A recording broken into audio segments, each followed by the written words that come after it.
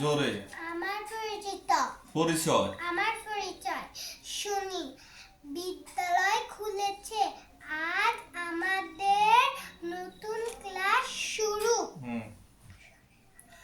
আবার বন্ধুদের সাথে দেখা হবে, কি মজা তাই না?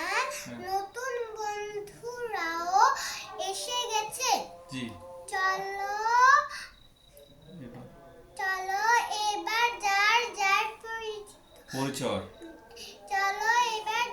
যার পরিচয় বলি। মাশাআল্লাহ দাও বলি।